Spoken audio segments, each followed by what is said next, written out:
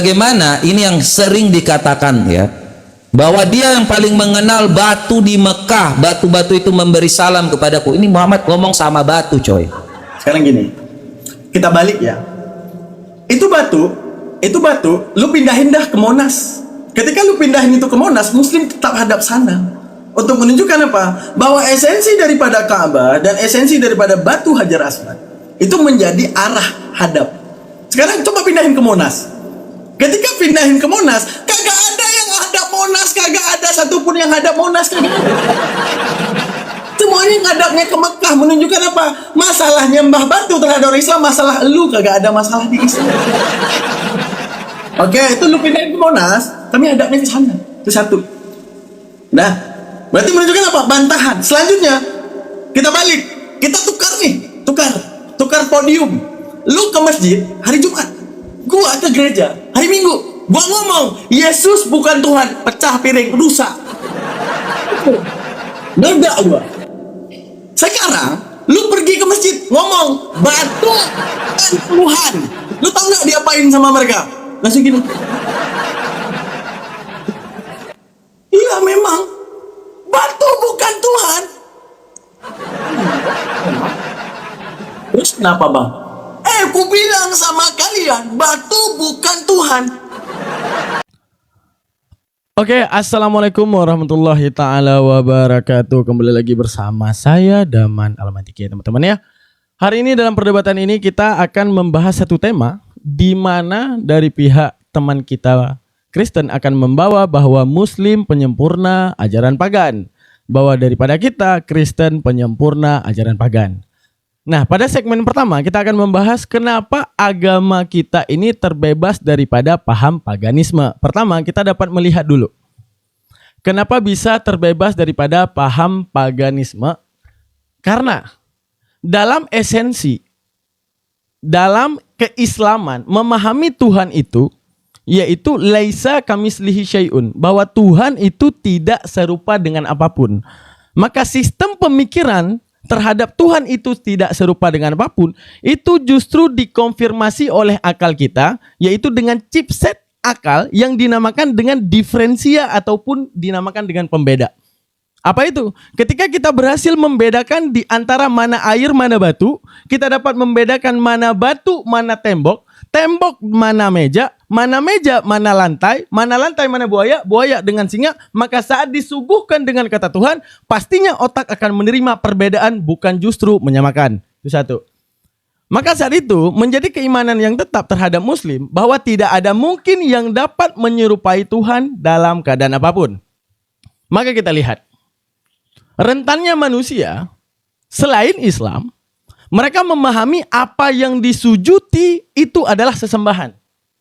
Di mana saat kita melihat adanya sujud orang Islam terhadap Ka'bah yang merupakan titik koordinat daripada sujud, di mana dapat kita pahami bahwa apabila seandainya tidak ada titik koordinat, maka hari ini kita beribadah, bahkan berjamaah, bahkan sholat pun bukan dalam keadaan satu hadapan, maka akan saling berbenturan dalam prosesi berjamaah.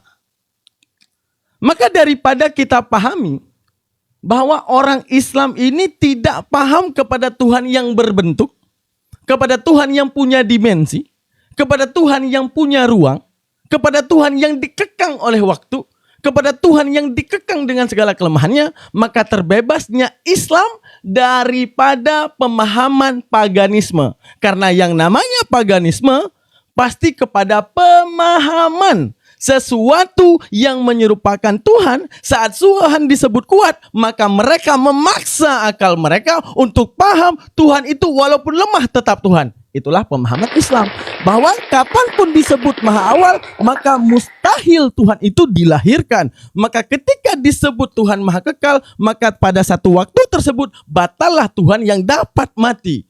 Maka kita meninjau esensi berhala. Berhala adalah sesuatu yang tidak pernah mengaku dirinya Tuhan. Berhala juga dipercaya ketika kemudian berhala itu dinobatkan sebagai Tuhan dan dipaksakan untuk sembah.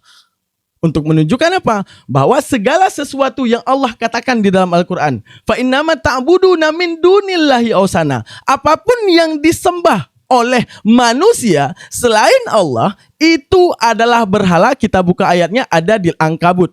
Sesungguhnya apa yang disembah selain Allah itu adalah berhala. Menunjukkan apa? Allah saja mengatakan dirinya, ya, kalau ada yang menyembah yang bukan dirinya itu berhala. Berarti di sini adalah ayat yang sangat jitu untuk membantah Islam daripada tuduhan paganisme.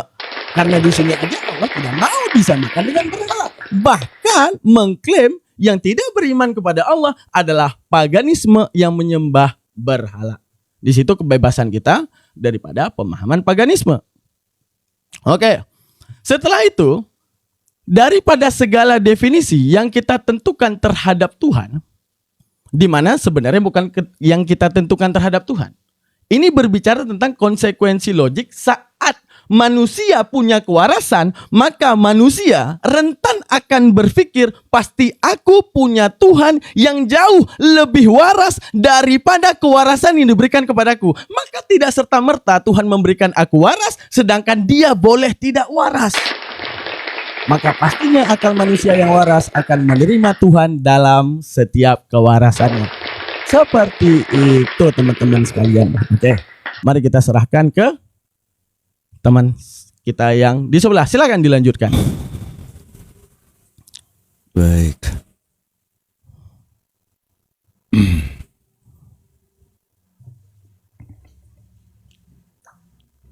Oke ya. Thank you ya buat teman-teman yang udah hadir ya. Shalom, Tuhan Yesus memberkati kita semua ya. Pada hari ini kita akan memulai ya perdebatan kita pada sore hari ini dengan dalman ya. Jadi buat teman-teman semua yang udah selalu support, yang udah mendengar ya, kiranya Tuhan Yesus memberkati kita semua ya. Dan tema kita pada hari ini adalah pagan ya, penyempurna pagan. Siapakah yang menyempurnakan pagan atau siapakah yang pagan sebenarnya? Nah, hari ini kita sebagai awal mula ya. Jadi kita harus tahu dulu apa itu paganisme, teman-teman ya. Jadi ini saya mengambil dari yang namanya diskusi dengan, jadi ini dari UGM ya. Seorang pasca sarjana UGM, paganisme. Ya, jadi pagan itu, ya, jadi ini orang UGM dari jurnal orang-orang UGM yang netral. Arti paganisme ya, supaya saya besarin dulu. Di sini dari Tarmisi Abbas. Istilah paganisme umum digunakan untuk merujuk pada praktek dan tradisi para penyembah berhala. Jadi sembah berhala, teman-teman.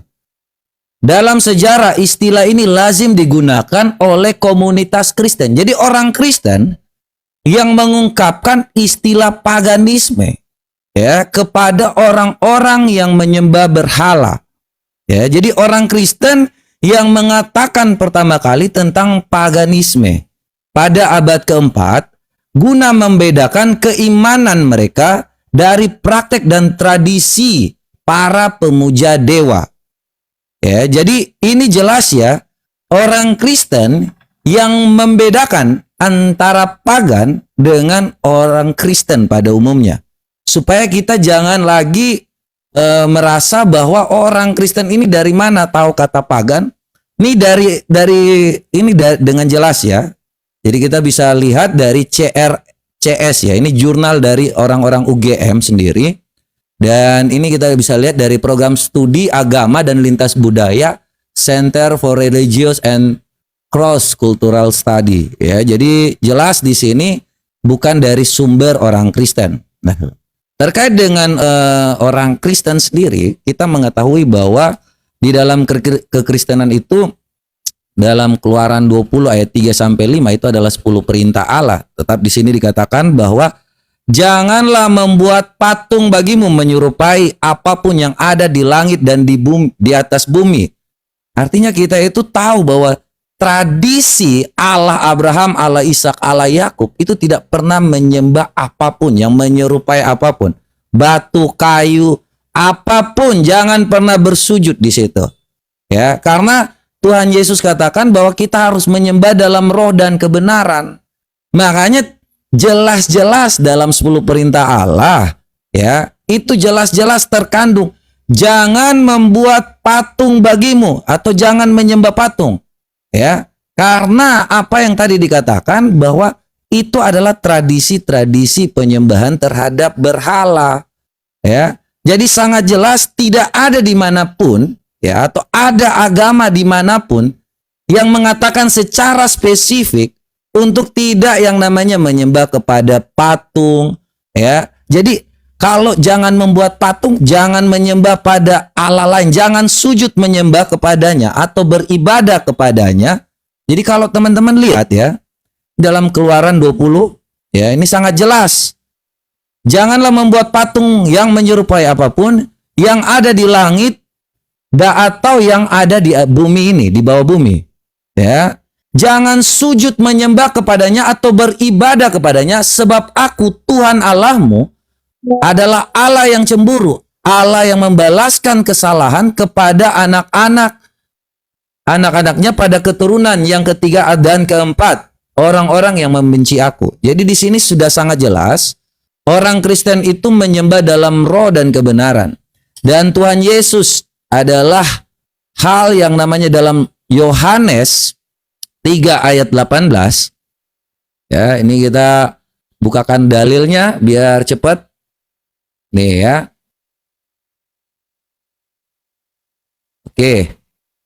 Dari 16-17 ya. Karena begitu besar kasih Allah akan dunia ini sehingga Ia mengaruniakan anaknya yang tunggal supaya setiap orang yang percaya kepadanya tidak binasa melainkan beroleh hidup yang kekal. Sebab Allah mengutus anaknya ke dalam dunia bukan untuk menghakimi dunia melainkan untuk menyelamatkannya. Jadi itu ya. Tuhan Yesus adalah jalan keselamatan itu. Silakan.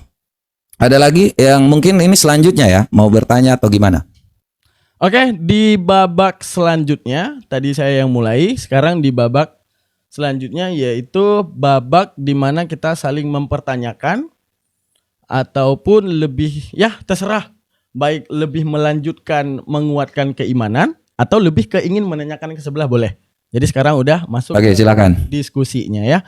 Oke, kita mulai dari saya. Aduh, sorry.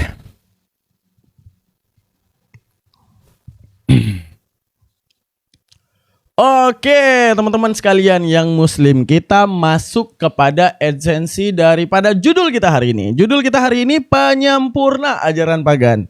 Ingat, arti kata-kata sempurna, penyempurna itu berbicara tentang sesuatu yang sifatnya upgrade.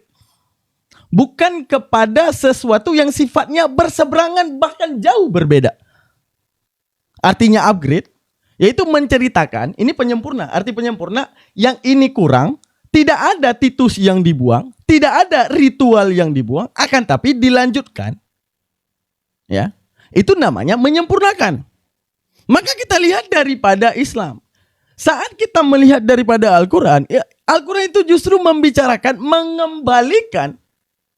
mengembalikan daripada titus yang diperintahkan oleh Tuhan, yang kemudian diselewengkan di era tersebut hingga kemudian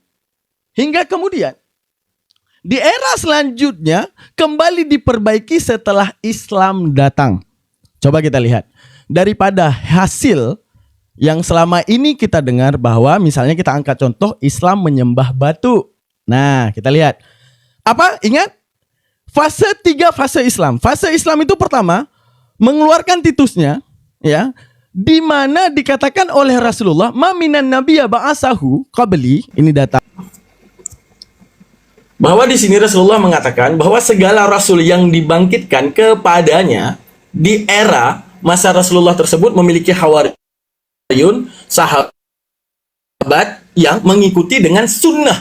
Artinya mengikuti apa yang mereka ajarkan. Summa innaha takhluf, kata Rasulullah, bahwa di era setelah tersebut datanglah partai-partai ataupun kelompok-kelompok daripada era setelah mereka itu akan satu kelompok yang mengatakan sesuatu yang tak pernah dikerjakan, wa yaf'aluna ma la yu'marun, dan mengerjakan sesuatu yang tak pernah diperintahkan. Jadi Rasulullah menceritakan bahwa rasul-rasul terdahulu kejadiannya sebenarnya ajaran ajarannya itu semua sama, kata Rasulullah. Ajarannya itu semua sama. Misalnya, sekarang kalau aku tawaf, itu Rasul sebelumku tawaf. Makanya dalam hadis Rasulullah mengatakan bahwa Nabi Ibrahim itu melakukan tawaf. Kalau sekarang di eraku ada batu Hajarul Aswad, di mereka juga ada Hajarul Aswad. Mana buktinya? Tolong kita buka kepada Yesaya 6:6. Apa Yesaya 6 ayat 6? Tolong dibukakan juga di antum. Yesaya 6 ayat 6. Oke. Dalam pemahaman kita Islam, perhatikan pemahaman kita Islam, teman-teman. Bahwa pertama, batu Hajar Aswad itu datang daripada Tuhan yang dibawa oleh malaikat. Satu pendapat mengatakan Jibril, selanjutnya satu pendapat mengatakan pertamanya ke Jibril karena tugas daripada malaikat Mikail adalah menyampaikan rahmat, dan batu Hajar Aswad itu sebagai rahmat, maka diserahkan kepada Mikail. Setelah itu kemudian Mikail turun untuk memberikan batu Hajarul Aswad. Yesaya 6 ayat 6. Bukan Yesaya 6:6. Tapi Yesaya ayat 6:6. Lalu kemudian sangat munafik apabila Kristen mengatakan tentang batu Hajarul Aswad. Karena di sini menceritakan gini, teman-teman. Apa yang diceritakan?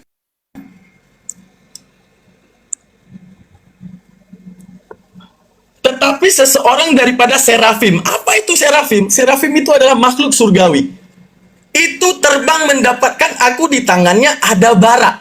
Oke? Bara ini kalau kita buka, ini bara itu adalah kol. Kol itu adalah batu arang ataupun batu bara. Coal nih ya, coal nih. Ini adalah batu bara, adalah batu hitam. Setelah itu, batu hitam itu diapain? Batu hitam diapain? Yang diambil daripada mesbah, daripada kerajaan Tuhan. Ia menyentuhkannya kepada mulutku. Oh, mungkin ini dikunyah. Mungkin ini dikunyah, teman-teman. Karena ini ke mulutku, kan gitu ya. Lihatlah, ini telah menyentuh bibirmu. Wah, ternyata bukan dikunyah. Dicium, menyentuh bibirmu. Apa yang terjadi? Maka kesalahanmu telah dihapus dan dosamu telah diampuni. Selamat datang di kebenaran. Bahwa kata Rasulullah, ajaran sebelumnya diajarkan ajaran ini, kemudian dihancurkan, kemudian Islam datang klarifikasi bahwa inilah ajaran yang benar. Tapi masalahnya diselewengkan di ujungnya, teman-teman. Apa dikatakan? Lalu aku mendengar suara Tuhan. Bedanya di kita, batu Hajar Aswad nggak ngaku Tuhan. Tapi di sini, lalu aku mendengar suara Tuhan berkata, siapakah yang kuutus dan siapakah yang mau pergi? Ya, untuk menunjukkan gini saja, bahwa di Al-Quran ini, bahwa setiap rasul-rasul itu bercerita tentang bahwa ajarannya, misalnya ada kuturunkan tentang tawaf, kuturunkan tentang batu Hajarul Aswad. Sebenarnya esensi daripada Hajar Aswad yang muslim harus tahu, pertama, Allah menguji akal iblis. Ketika dikatakan iblis sujudlah ke Adam, dia aba wastakbar dan berlaku sombong. Apa yang dikatakan? Iblis mengatakan bahwa aku dari api dan dia daripada tanah, untuk apa aku sujudi? Selanjutnya dibantah oleh Adam, saat itu manusia lahir ke bumi, dibantah. Ini benda mati, sujud. Maka sami'na wa ata'na, seperti perkataan oleh Umar bin Khattab. Umar bin Khattab berkata, wahai batu, engkau gak bisa apa-apa. Tapi kalau bukan Rasulullah menciummu, aku tidak akan menciummu. Jadi Islam mengajarkan tentang efek. Efek taat kepada Allah, maka karena taat itu, maka terampunkanlah dosa. Seperti itu. Pertanyaannya cuma satu, kalau seandainya menyembah batu itu diklasifikasikan karena cium dan diampuni, lalu kenapa itu ada di Yesaya 6 dan 6? Lanjut. Baik ya.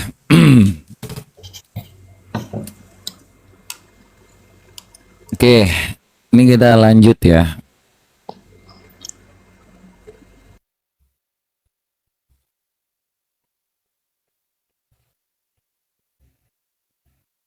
Cek. Oke ya teman-teman semua. Ya tadi saya jawab dulu terkait dengan Yesaya ini. Ya saya kira ini suatu hal yang teman-teman nggak ngerti bahwa Nabi Yesaya ini diutus dengan diujinya. Ya jadi kalau kita baca serafim ini datang kepada Yesaya, kemudian dia menguji Yesaya dengan batu bara. Ya, tetapi seorang dari serafim itu terbang mendapatkan aku di tangannya ada bara, diambilnya dengan sepit dari atas mesbah. Nah, kemudian di sini Dia percaya ayat yang ke-8-nya, aku mendengar suara Tuhan. Ya, berkata, siapakah yang akan kuutus dan siapakah yang...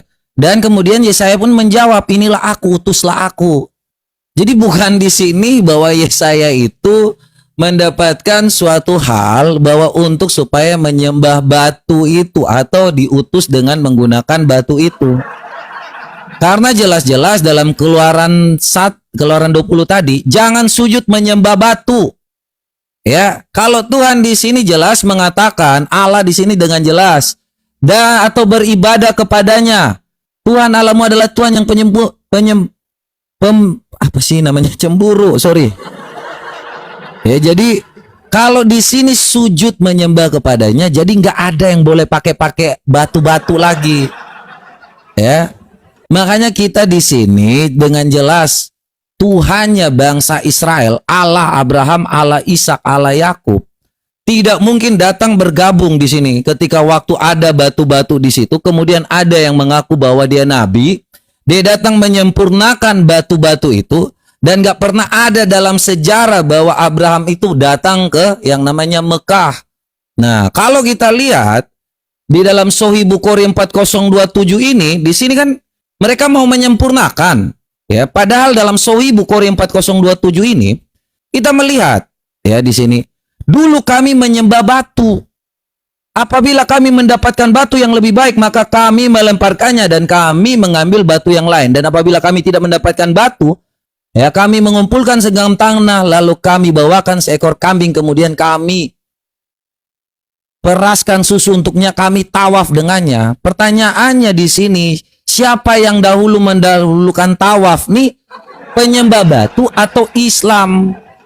Nah, karena di dalam keislaman itu tidak pernah ada yang namanya Allah itu menerangkan secara jelas, jangan menyembah batu, sama seperti kitab Keluaran, jangan membuat patung bagimu, ya, jangan menyerupai apapun, itu jangan, ini kata perintah. Sedangkan di dalam keislaman tidak pernah ada yang namanya melarang, jangan membuat patung bagimu, ya. Makanya di sini kalau dikatakan, ya teman-teman semua lihat ya, tadi kita sudah melihat siapa yang melakukan tawaf lebih dulu. Nah, Muhammad ini ketika waktu disampaikan tadi ya, dia singgung tentang yang namanya Hajar Aswad. Nih ya, kita bukakan nih. Mencium rukun Yamani dan rukun Aswad itu menghapus dosa sehabis-habisnya. Seperti biasa teman-teman, tahu dari mana beliau? Tahu dari batu. Muhammad itu ngomong sama batu. Ya, selalu ini mujizat Muhammad sebelum dia jadi nabi, dia diutus. Sahih Muslim 4222, Rasulullah SAW bersabda, sesungguhnya akulah yang paling mengenal batu di Mekah. Batu-batu itu memberi salam kepadaku sebelum aku diutus menjadi Rasul. Artinya Islam ini datang menyempurnakan ajaran pagan. Karena di dalam Sahih Bukhari 3920 ini belum ada yang namanya penaklukan Mekah. Tetapi Muhammad sendiri sudah datang mengizinkan. Nih Muhammad nego kepada bangsa Quraisy nih. Sahih Bukhari 3920 ya. Muhammad sendiri juga adalah utusan dari bangsa Quraisy. Inilah ketetapan yang diterima Rasulullah. Orang-orang Quraisy pun mengajukan protes. Kami tidak mengakui bahwa Muhammad ini adalah utusan. Utusan Rasulullah itu adalah utusan Allah. Allah dari yang namanya bangsa Quraisy. Ya, kalaulah kami sadar bahwa kamu adalah Rasulullah, maka kami tidak akan melarangmu. Tetapi Muhammad ini juga mengaku bahwa dia adalah utusan Allah di negeri Mekah. Dalam surah Al-An'am ayat 91 terus dikatakan di situ, aku hanya diperintahkan menyembah Tuhan di negeri Mekah. Makanya Muhammad boleh dimasukkan ke situ. Makanya pertanyaan saya, di mana Allahmu melarang untuk menyembah batu secara spesifik di situ? Seperti yang dikatakan dalam kitab Keluaran. Silakan.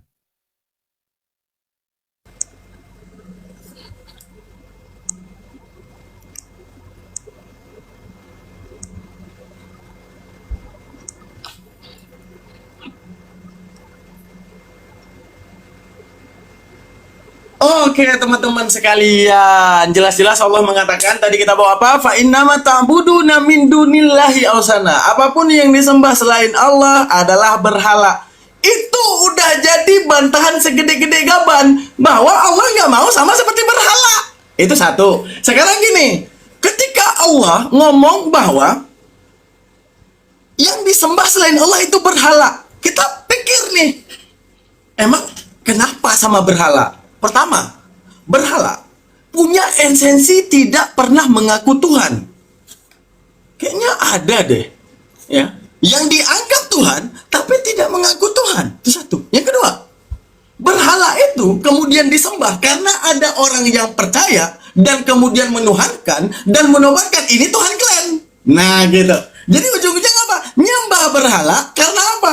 Ada yang ngomong, ini Tuhan, sembahlah dia. Lah, kalau kita melihat Tuhannya Anda, Yesus nggak pernah ngomong Tuhan. Tapi pada mulanya Firman bersama Allah. Firman adalah itu sendiri. Masalahnya, Yesus tidak pernah mengajarkan itu. Lalu kita meninjau daripada ajaran Musa. Kenapa kita menganggap ini adalah berhala? Pertama, Musa di ajaran era sebelum Yesus mengajarkan Tuhan bukan manusia. Pertanyaan kita, pernahkah kalau Yesus ini memang benar Tuhan dan turun, seharusnya Musa lah orang yang pertama merevisi omongannya dengan mengatakan bahwa saat kuterangkan kepada kalian Tuhan bukan manusia, nanti dia manusia. Oh, dia bukan anak manusia, nanti dia anak manusia. Oh, dia tidak kelihatan, nanti dia kelihatan. Masalahnya, satu pun tidak ada ayat Musa merevisi ajaran yang telah diajarkannya kepada orang terdahulu sebelum perjanjian baru datang. Menunjukkan apa? Wajar. Perkataan Yahudi kepada Kristen, aboda zarah. Perkataan Islam kepada Kristen, kafir. Menunjukkan ini adalah orang yang datang di tengah-tengah, yang dipandang oleh ajaran terakhir. Ini siapa ya? Kok agak beda? Kok agak nyembah-nyembah sesuatu yang tak kami sembah? Yahudi juga mengatakan, ini kok beda ya setelah ini? Kenapa kemudian datang menyembah sesuatu yang tak pernah kami sembah? Masalahnya, yang masalah di ajaran tengah. Di ajaran awal mengatakan ajaran tengah aboda zarah, ajaran terakhir mengatakan ajaran tengah ini kafir. Berarti ada masalah. Di mana masalahnya? Kita tunjukkan masalahnya, teman-teman. Oke. Kita tunjukkan. Kita tunjukkan bahwa di mana masalahnya. Coba kita lihat Yesaya 66:17. Di bawah Yesaya 66:17 ini menyebutkan mereka yang mengkuduskan dan mentahirkan dirinya untuk taman-taman dewa dengan mengikuti seseorang yang ada di tengah mereka, yang memakan daging babi dan binatang-binatang jijik serta tikus. Di sini ada dua, binatang jijik, babi serta tikus ya. Sekarang coba lihat babi dan serta tikus. Kenapa dua tagline itu disebut? Karena apa? Perhatikan. Inilah makanan favorit Romawi kuno. Olahan daging babi hingga tikus. Selamat datang di kebenaran. Menunjukkan apa? Setelah perjanjian baru ada apa yang masuk ke mulutmu, itu tidak dapat menajiskanmu, melainkan apa yang keluar. Berarti adanya ideologi paganisme Romawi yang tercampur ke dalam pemahaman Kristen. Makanya dikatakan aboda zarah. Oke, kepada hadis yang ditanyakan, ini bercerita tentang Sumamah. Di mana Sumamah ini jelas-jelas ya dikatakan ya. Di sini ada kata-kata kunna. Ini kata-kata yang telah lalu. Mereka mengatakan, dulunya kami menyembah berhala. Arti dulunya gimana sih? Kalau aku udah ngomong ya, dulunya aku memang nggak suka sama kau. Berarti sekarang apa? Kalau aku ngomong nih, dulunya aku nggak suka sama kau. Berarti sekarang suka. Jadi kalau dibilang, dulunya kami menyembah batu untuk menunjukkan agama yang mereka peluk sekarang tidak nyembah batu. Gimana sih cara mikirnya? Itu aneh. Karena ada kata dulunya. Kata gara-gara itu gini. Gara-gara buka memang nyari kesalahan Al-Qur'an itu. Tapi pahami dulu katanya. Dulunya kami menyembah batu. Dulunya, arti kata dulunya seperti saya mengatakan, dulunya aku nggak suka sama kamu. Sekarang berarti suka. Itu namanya perfect conclusion. Ataupun indikasi, ataupun namanya komunikasi nonverbal yang membawa ke pemahaman. Contohnya kita melihat lampu berwarna merah, kita paham berhenti. Dikatakan kata dulunya berpaham, ada kata-kata sebaliknya yang akan terjadi setelahnya. Itu cara meneliti kata, menunjukkan apa? Baca doang tapi enggak paham. Seperti itu. Silakan dilanjutkan. Oke ya. Baik, kita lanjut ya.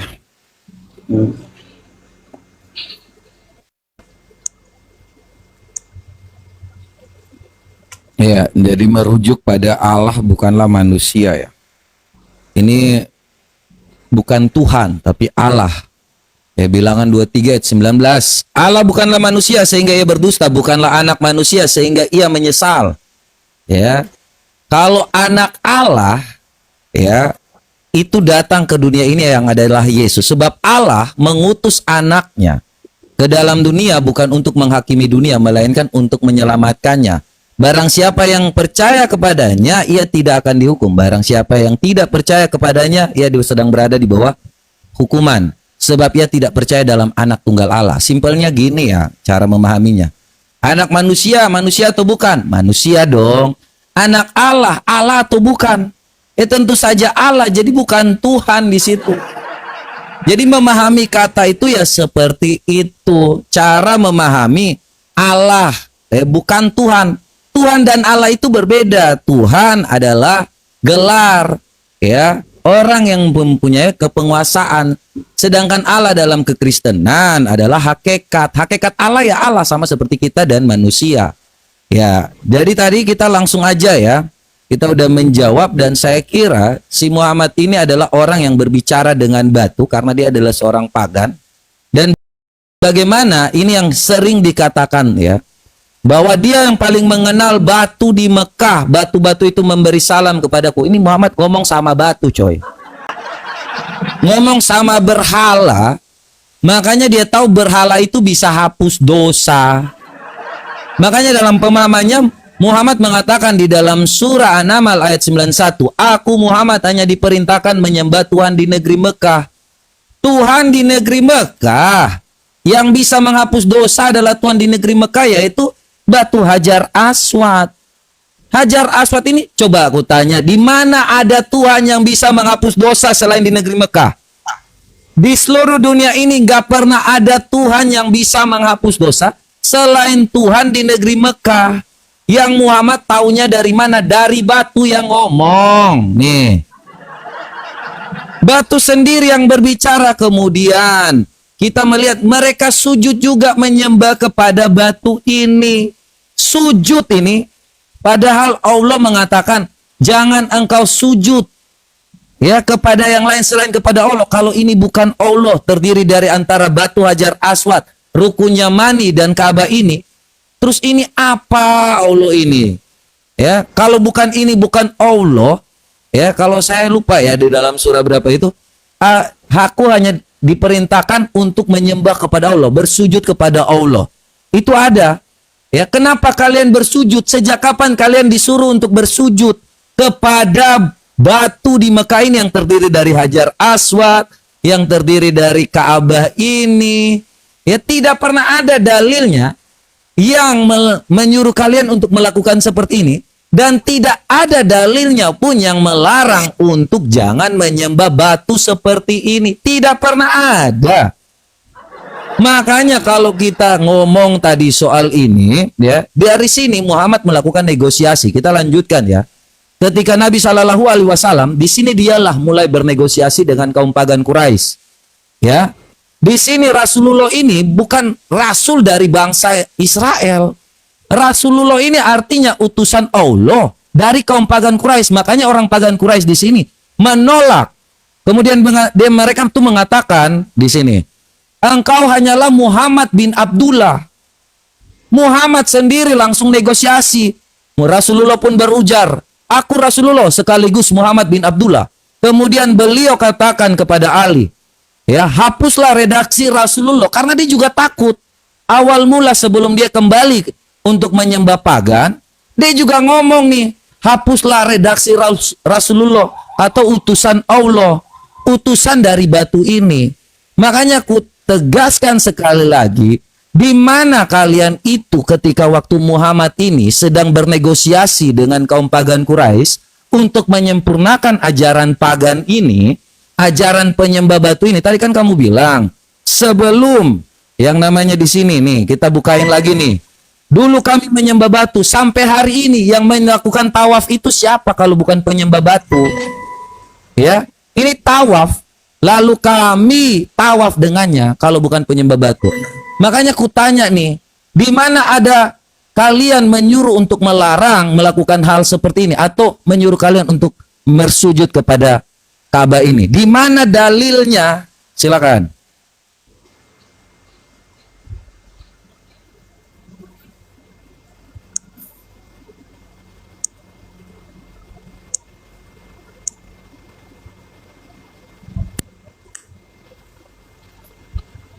Oke, teman-teman sekalian, masalah nyembah batu ini sebenarnya masalah yang ada di mereka yang nggak jadi masalah untuk kita. Sekarang gini, saya pernah ingat ya satu pepatah cara mengapresiasikan orang gila, yaitu dengan mengiyakan apa yang dia katakan. Sekarang gini, kita balik ya. Itu batu, lu pindahin dah ke Monas. Ketika lu pindahin itu ke Monas, Muslim tetap hadap sana. Untuk menunjukkan apa? Bahwa esensi daripada Ka'bah dan esensi daripada batu Hajar Aswad itu menjadi arah hadap. Sekarang coba pindahin ke Monas. Ketika pindahin ke Monas, kagak ada yang hadap Monas, kagak ada satupun yang hadap Monas, kagak ada. Semuanya ngadapnya ke Mekah, menunjukkan apa? Masalah nyembah batu terhadap Islam, masalah lu, kagak ada masalah di Islam. Oke, itu lu pindahin ke Monas, kami hadapnya ke sana. Itu satu. Nah, berarti menunjukkan apa? Bantahan. Selanjutnya, kita balik. Kita tukar nih. Tukar podium. Lu ke masjid hari Jumat. Gua ke gereja hari Minggu. Gua ngomong, Yesus bukan Tuhan. Pecah piring, rusak. Beda gua. Sekarang, lu pergi ke masjid. Ngomong, batu dan Tuhan. Lu tau gak diapain sama mereka? Langsung gini. Iya memang. Batu bukan Tuhan. Terus kenapa bang? Ku bilang sama kalian, batu bukan Tuhan. Iya memang. Itu menunjukkan apa? Masalah bebatuan, masalah buat lu. Kagak ada masalah buat Muslim. Itu menunjukkan di situ. Tapi kalau gua naik ke podium gereja, Yesus bukan Tuhan. Wah mampus gua. Mampus gua ngomong Yesus bukan Tuhan.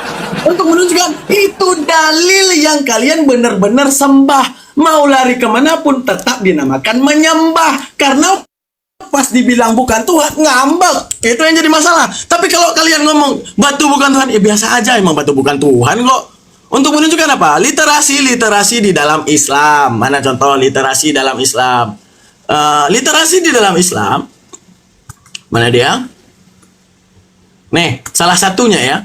Kita teman-teman, kalau kita ikut logika dia yang namanya menghapus dosa, ya, itu menjadi Tuhan. Kita sebenarnya nyembah kaki, teman-teman. Kita nyembah kaki. Kita menyembah kaki, ini dia, mana dia?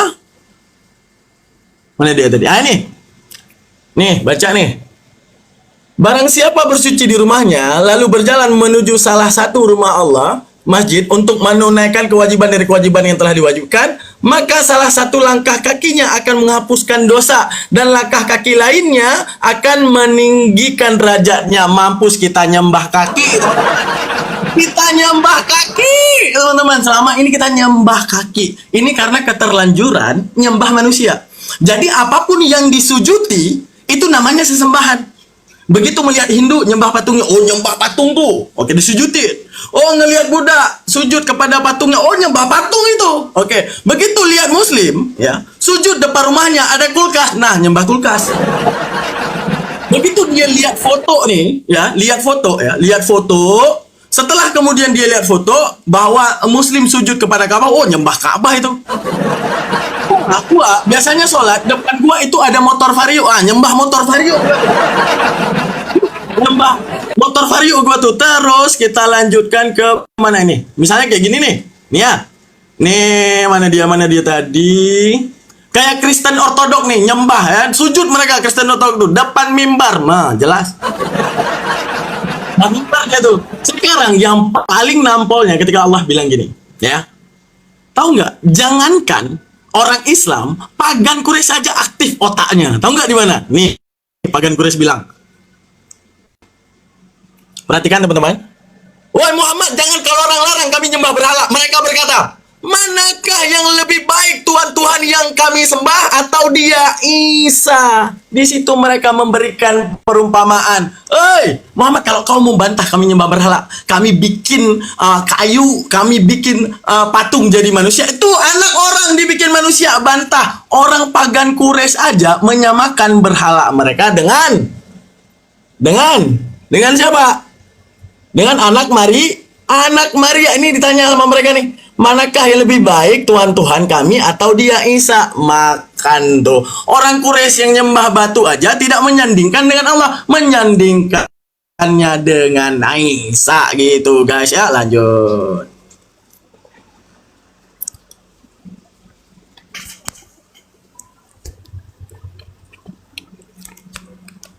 Oke. Ini belum muncul nih.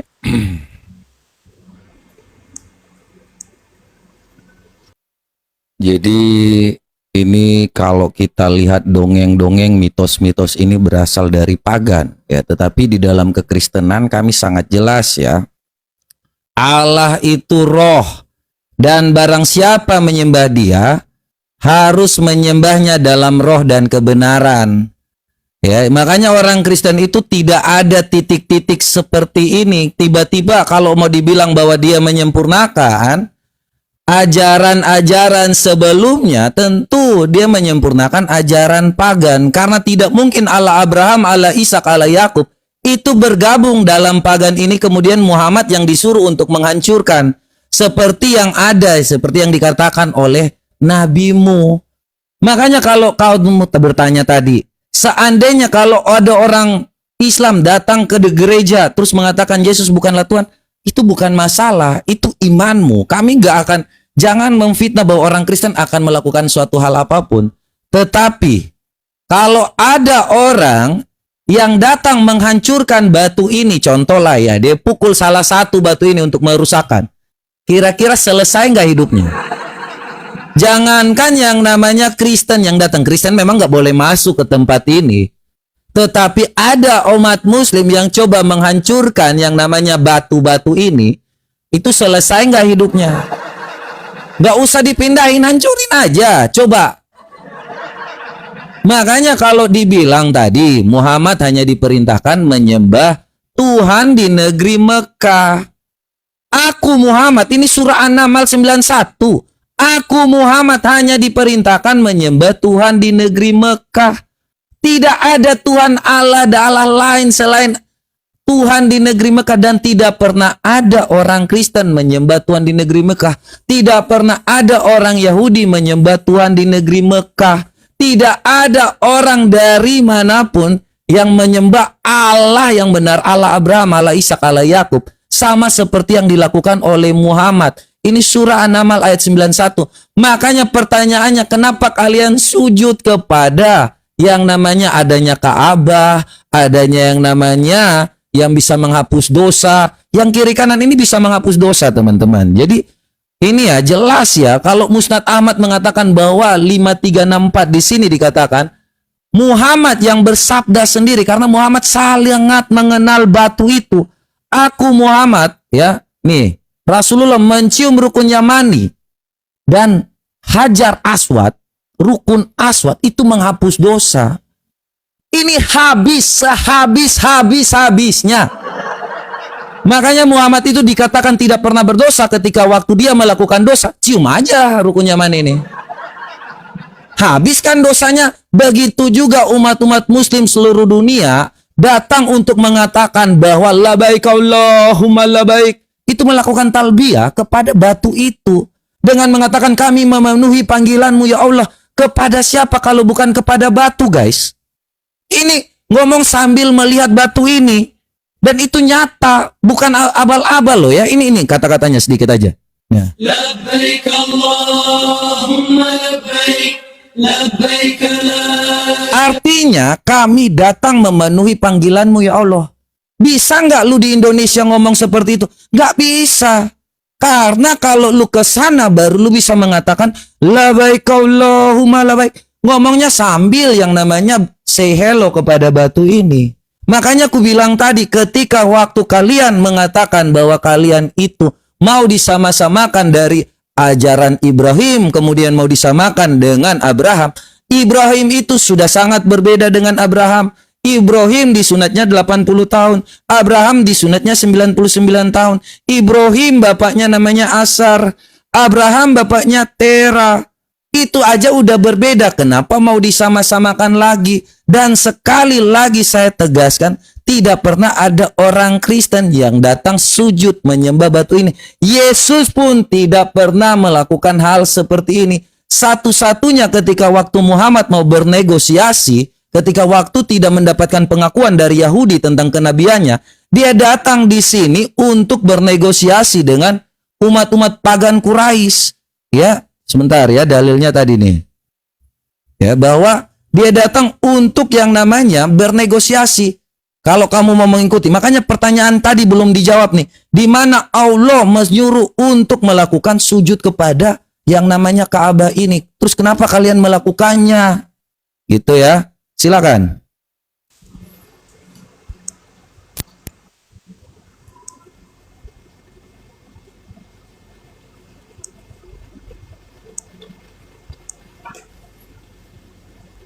Oke, udah?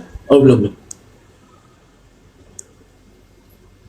Oke, teman-teman sekalian, sebagaimana yang kita tahu dalam Islam bahwa metode daripada Al-Quran itu adalah ijmal, metode daripada Rasulullah itu adalah tafsil.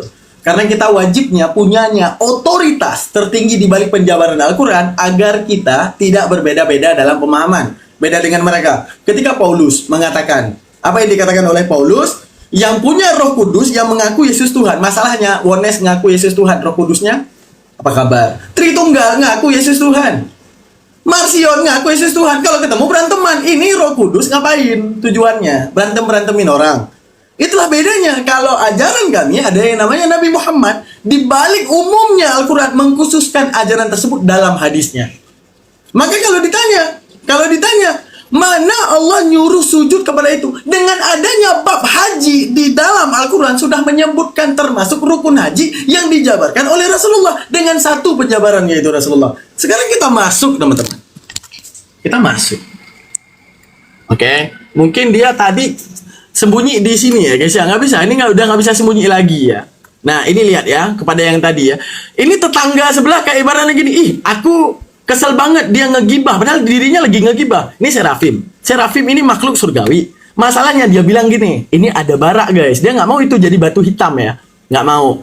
Ya kalau Bible Indonesia ya memang kayak gitu. Ya biar bisa bohong. Tapi kita buka di King James Version ya guys ya. Di King James menyebutkan dengan kata-kata, perhatikan Serafim ini bawa apa? Bawa apa? Kita artikan. Ya, jangan lari lagi nih. Nah, bawa apa? Mana dia? Mana? Koal. Aduh, ini kenapa ini? English. Coal. Udah, kita tulis aja lah. Susah banget, kita buktiin. Coal translate. Wah, ada azan. Nih, coba perhatikan. Apa? Kol? Batu? Bara. Oke. Batu bara itu gimana? Berwarna hitam. Jelas? Batu berwarna hitam yang dibawa oleh Serafim ya. Jelas-jelas ya. Oke. Yang diambil daripada mesbah. Ini makhluk surgawi nih yang bawa nih. Nah, apa yang terjadi kalau memang batu ngapus dosa lu najis banget? Tapi kenapa ada di kitab lu masalahnya? Ia menyentuhkannya kepada mulutku serta berkata, lihat ini telah menyentuh bibirmu. Jangan bilang barak lagi tuh. Koal. Apa coal ya? Batu hitam menyentuh bibirmu. Cium nih, berarti cium nih. Cium. Apa kejadian kalau udah dicium guys? Maka kesalahanmu, baca yang gede. Maka kesalahanmu telah diapain nih? Telah diapain nih? Dihapus. Dosa-dosamu ngapain? Telah diampuni, teman-teman sekalian, tepuk tangan. Wah. Jelas ya? Jadi kalau memang di ajaranmu tidak ada, boleh engkau bawa dalil-dalil itu terus buat 8 jam ya. Tapi kalau ada di ajaranmu, maka kesimpulan Al-Quran sebagai kitab klarifikasi jelas benar adanya. Di mana fungsi daripada datang Al-Quran, yaitu di ajaran awal. Seperti disebutkan di dalam Mazmur. Di dalam Mazmur, boleh dibuka sendiri dalam Mazmur 226. Aku membasuh tanganku tanda tak bersalah. Oke. Selanjutnya, lalu aku berjalan mengelilingi mezbahmu tawaf. Kata Rasulullah, para rasul sebelumnya, ajarannya udah benar. Tapi orang yang tidak setuju dengan ajaran Rasulullah, dengan ajaran Islam, dengan ajaran yang datang daripada Allah, mereka membawa titusnya, tapi menyelewengkan maknanya. Seperti yang hadis yang Anda bawa tersebut. Bahwa mereka memerah susu daripada domba, lalu dibasuhi di atas patung tersebut.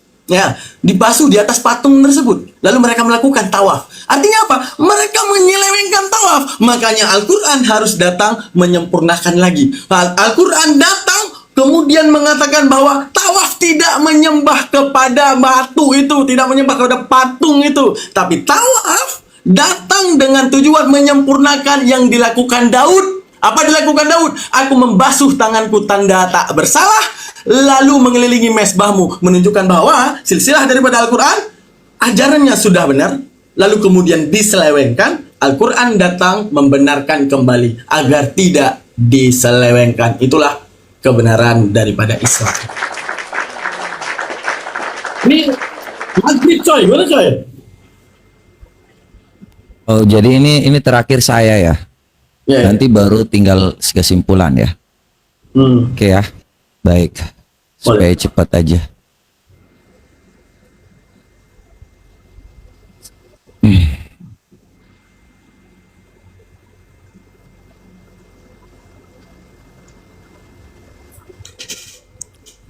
Oke ya guys ya. Jadi kita kembali lagi ke Yesaya 6 tadi ya. Kalau kita lihat di sini masih tentang batu ya. Jadi masih berharap, tetapi seorang ya, ini di tangannya ada bara ya. Jadi ini mau disama-samakan dengan Hajar Aswad. Jadi ini kesalahan kalau memang ajaran kopian ya seperti ini. Kita buka di Sahih Sunan Tirmizi 803. Jadi ini Rasulullah yang bersabda ya. Ya. Jadi kalau mau cari-cari remis ini berat nih.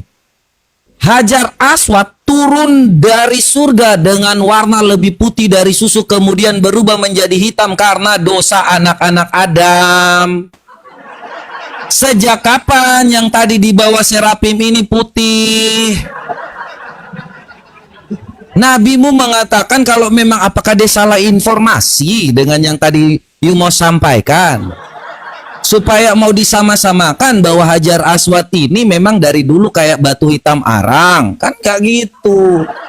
Nabimu sendiri sudah mengatakan, ini Sunan Tirmizi ya 803 teman-teman. Ya, Hajar Aswad itu turun dari surga, warna lebih putih susu dari susu, kemudian berubah menjadi hitam karena dosa-dosa. Karena gara-gara katanya menghapus dosa umat-umat muslim yang setiap kali datang untuk menghapus dosa, cium ya, akhirnya jadi hitam. Jadi jangan disama-samakan dengan yang tadi dikatakan. Ini sudah jelas, ini adalah ujian batu bara, batu yang sangat panas kepada Nabi Yesaya. Memang hal seperti itu ketika waktu ada ujian dan Yesaya percaya kepada Tuhan Allah Abraham, Allah Ishak, Allah Yakub yang telah dia menginginkan, oke, dia percaya, maka dia diutus dan dia dihapus dosanya. Itulah yang namanya ujian. Bukan coal ini adalah yang namanya ini. Bukan kayak Tirmizi 803 tadi, tidak pernah ada ini namanya coal. Yang namanya ini bukan coal ini. Ini Hajar Aswad turun dari surga dengan warna lebih putih dari susu, kemudian berubah menjadi hitam karena dosa-dosa. Makanya Nabi pertegas lagi, mencium rukun Yamani dan rukun Aswad itu menghapus dosa habisnya. Makanya Nabi itu nggak pernah berbuat dosa. Kenapa dikatakan maksum? Karena setiap kali buat dosa datang cium batu, habis. Setelah bikin dosa, ngekil apa segala macam, nyerang, ngambil harta orang, cium batu lagi, hapus dosa lagi. Kan seperti itu cara mainnya Nabi. Karena dia mengatakan untuk kepentingannya dia. Karena Nabi tahu dari mana?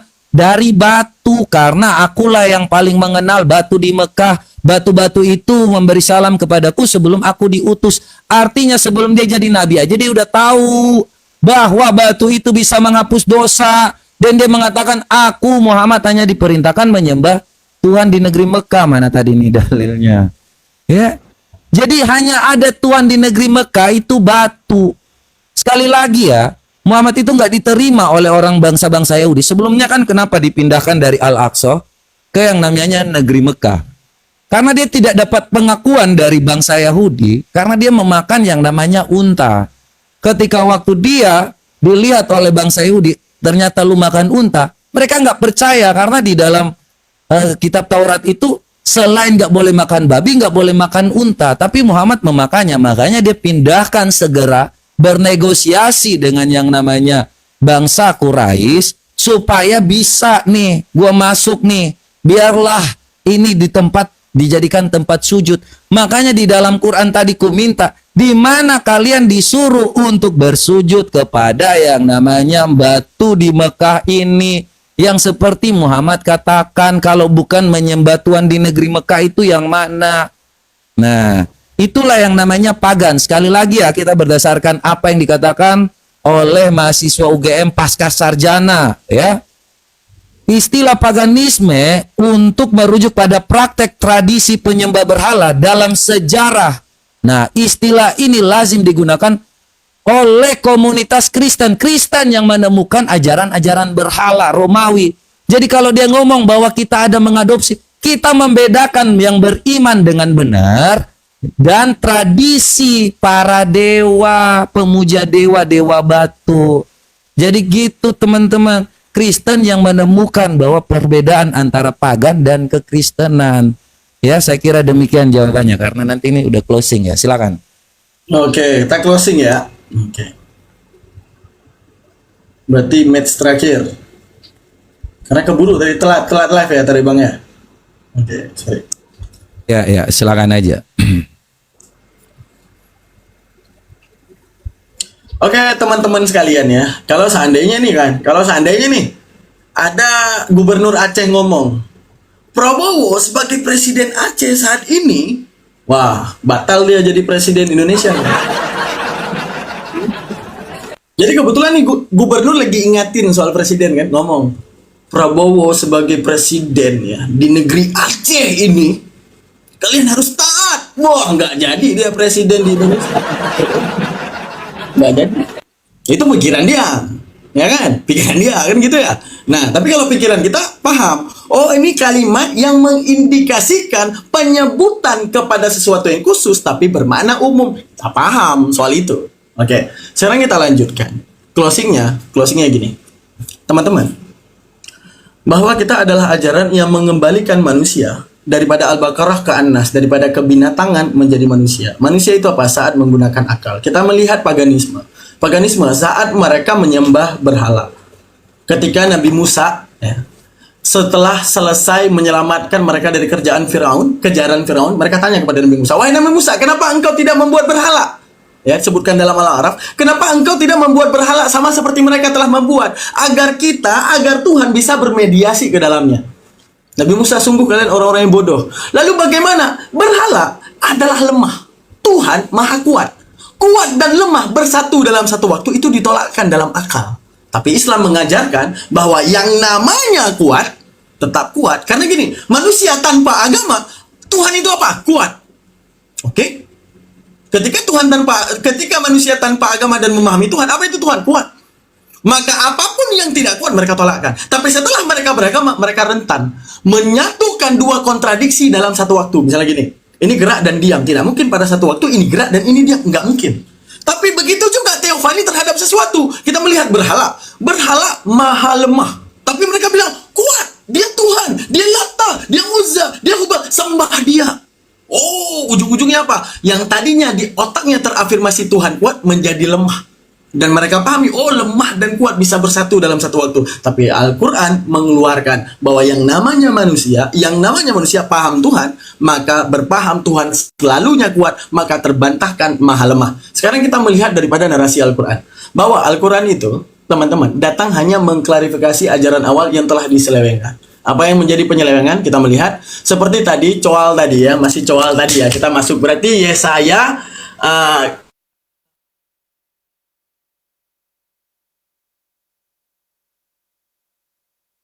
Bible luar negeri, karena Bible luar negeri salah nih. Yesaya 66 ini salah nih ya. Oke, Yesaya 66 ini salah teman-teman. Yang di luar negeri ya, yang benar cuma Bible LAI. Oke?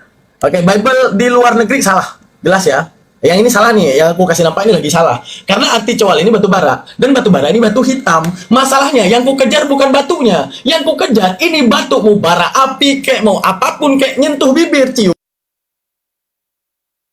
juga namanya. Ketika telah cium juga, salahmu telah dihapuskan dan dosamu telah diampuni. Masalahnya ada ampun dosa juga. Menunjukkan apa? Bahwa Islam itu tidak pernah berbohong dalam ajarannya. Bahwa ajaran Islam itu, ingat teman-teman, ini kesimpulan terakhir, bahwa seperti hukum tawaf. Tawaf itu sudah lama dilakukan, termasuk dalam kitab mereka kita dapati di dalam Mazmur bahwa mengelilingi. Setelah kemudian diselewengkan tawaf ini dengan mentawafkan berhala mereka. Lalu kemudian di era Rasulullah, tawaf ini diubah kembali untuk ngikut ajaran yang sebenarnya, bahwa kita lihat di hati umat muslim ketika mentawafkan Ka'bah, satupun orang muslim itu nggak ada yang meyakini, oh ini Tuhanku, kagak ada. Satupun muslim nggak ada yang meyakini. Bahkan murtad mengakui bahwa itu Ka'bah itu Tuhan.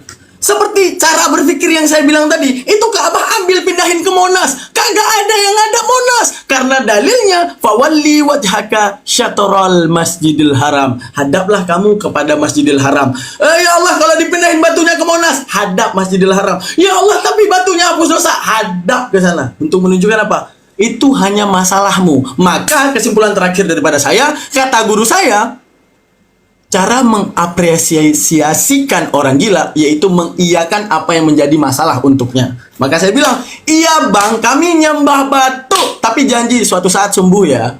Suatu saat sembuh ya, janji ya. Batu ya, janji ya. Karena itu masalah Anda. Karena buktinya setelah Anda pindahkan batu ke Monas, kami nggak ada yang hadap Monas. Jadi itu masalah siapa? Masalah Anda. Oh, Anda masih ngotot. Janji ya, nanti suatu saat sembuh ya, janji ya, sembuh. Sembuh ya, janji ya. Iya, kami nyembah batu. Sembuh ya, tapi ya nanti ya, janji ya. Itu cara dibalik sesuatu yang diinginkan gitu. Lanjut, silakan. Baik ya.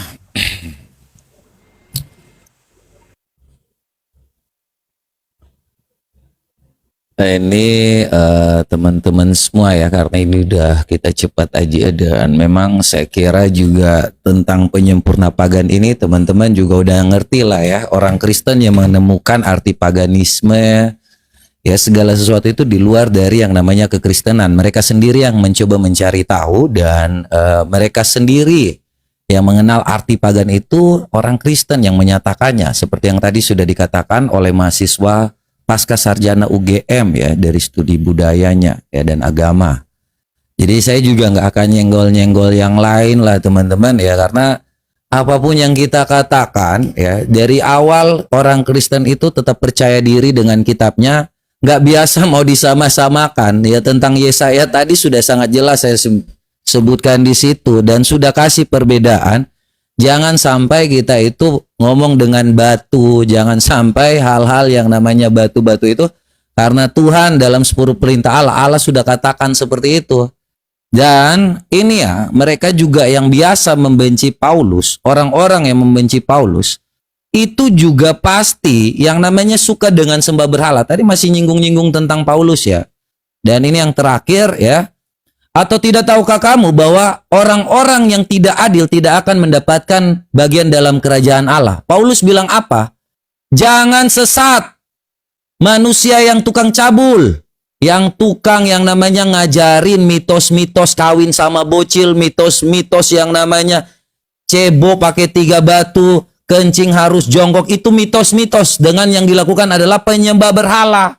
Menyembah berhala itu mitos-mitos teman-teman. Jangan lu mutar-mutar, ini itu ritual-ritual pagan teman-teman. Yang dilakukan seperti yang pagan-pagan lakukan, yaitu dengan melakukan hal seperti itu. Makanya tidak ada dalam ajaran kekristenan untuk lu duduk, kencing harus duduk, masuk toilet dengan tangan kanan, tangan kiri, kaki tengah, nggak ada. Ya sekali lagi ini kita bacakan. Orang-orang yang membenci Paulus pasti antitesis dengan yang Paulus katakan.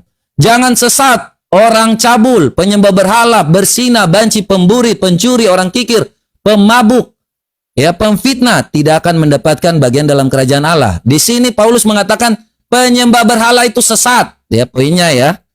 Jadi kalau mau dikaitkan dengan kekristenan, Kristen tidak pernah mengajarkan hal-hal yang namanya sembah berhala. Jadi sangat di situ jelas dikatakan bahwa orang Kristen itu tahu pagan itu seperti apa. Ya, makanya disampaikan di sini teman-teman, kita orang Kristen tidak mengenal yang namanya ritual-ritual. Ya, lu harus kencing, jongkok, itu ritual, mitos-mitos, budaya-budaya dari yang namanya sebelum-sebelumnya. Orang Kristen menyembah dalam roh dan kebenaran karena di dalam surga kami itu Tuhan tuh ingin kita hidup tuh seperti di surga.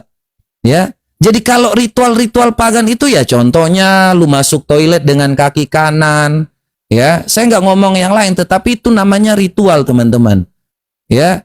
Lu kencing harus jongkok, lu minum nggak boleh bernafas, lu nggak boleh yang namanya cebok pakai yang namanya kotoran tulang. Itu namanya ritual teman-teman. Itu namanya berhala teman-teman.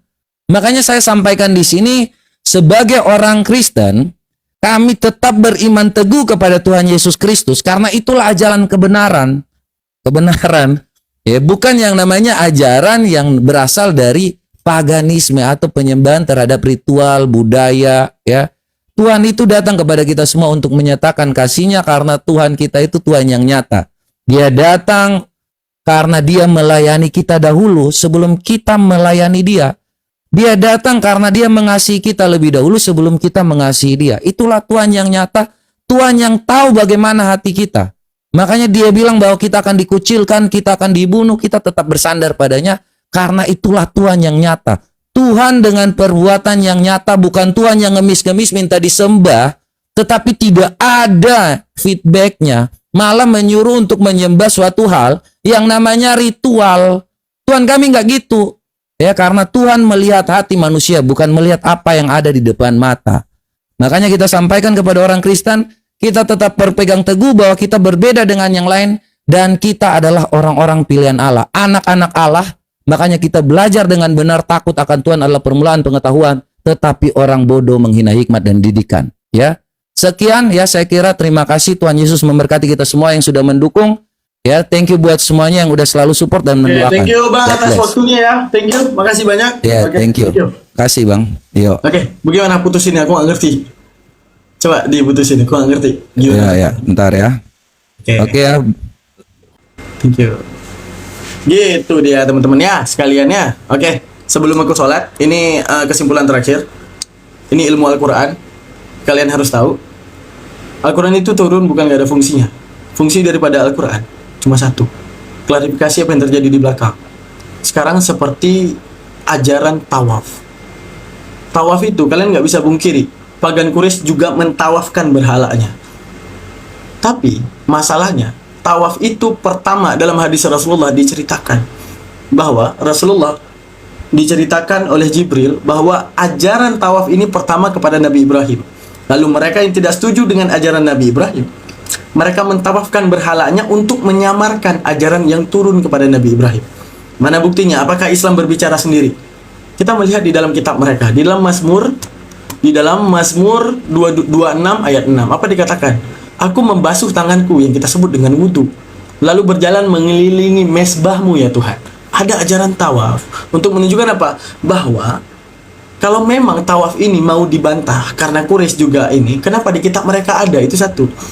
Walau kalian mau bersembunyi bagaimanapun, batu bara dia bilang tadi, jelas-jelas batu tadi yang disebutkan koal itu batu hitam. Yang kita kejar bukan batunya sebenarnya, menghapus dosanya. Kenapa ada menghapus dosanya? Itu satu. Kenapa ada mengampuni kesalahan? Untuk menunjukkan apa? Bahwa era yang sebenarnya teman-teman, Islam ini berbicara tentang ajaran sudah benar, yang tidak setuju menyelewengkan, bahkan mengelabui dengan mengikuti titus yang ada, tapi menyembah sesuatu yang tak diperintahkan. Karena Rasulullah sendiri yang ngomong tadi, ma minan nabiyya ba'asahu qabli. Karena kata Rasulullah, semua rasul sebelumnya ya, itu sama sepertiku. Apa sama sepertiku? Punya umat, punya sahabat, punya murid. Ya'khudhuna bisunnah, yang mengikuti aku, yang menjalani perintah daripada Allah. Fa innahu takhluf, akan ada nanti golongan-golongan yang kemudian akan menyelewengkan hal tersebut. Mana buktinya? Makanya jangan kalian heran, di perjanjian lama itu ada yang berkata, Musa berkata, nabi-nabi dan pemimpi-pemimpi itu harus dihukum mati. Menunjukkan apa? Setiap nabi sebelum meninggal mewanti-wanti untuk menjaga ajarannya jangan disesatkan. Lalu kemudian Isa, setelah kemudian Isa juga memperingati, waspadalah terhadap penyesat yang nanti akan menyesatkanmu.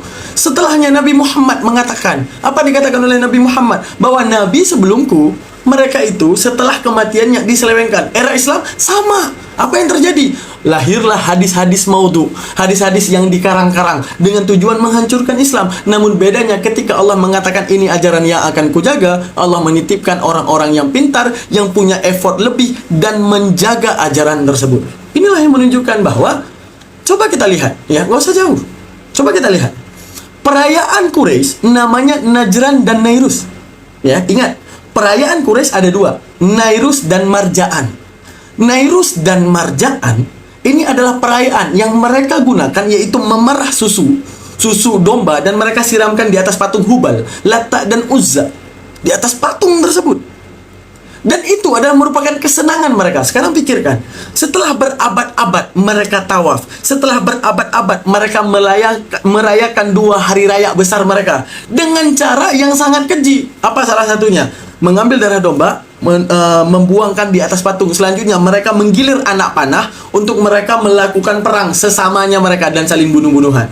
Maka Allah, karena itu yang mereka senangi, Allah gantikan Nairus dan Marja'an dengan Idul Fitri dan Idul Adha. Allah ubah yang ada di dalamnya. Saat mereka bunuh-bunuhan, Allah ubah menjadi salam-salaman untuk menunjukkan apa? Itulah Allah.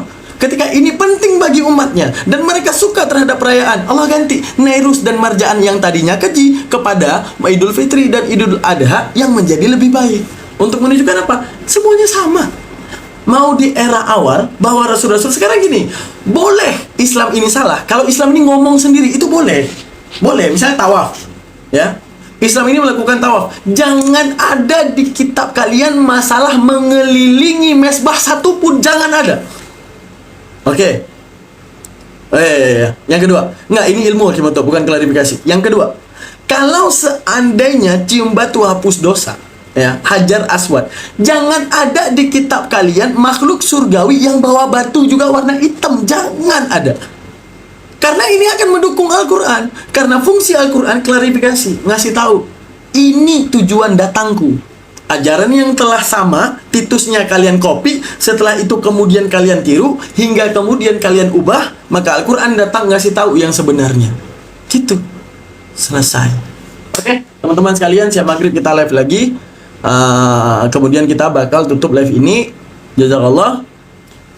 Makasih ya semuanya udah dukung-dukung, jazakallah ya. Terima kasih banyak. Assalamualaikum warahmatullahi taala wabarakatuh. Jangan lupa untuk sholat maghrib. Bye. Assalamualaikum warahmatullahi wabarakatuh.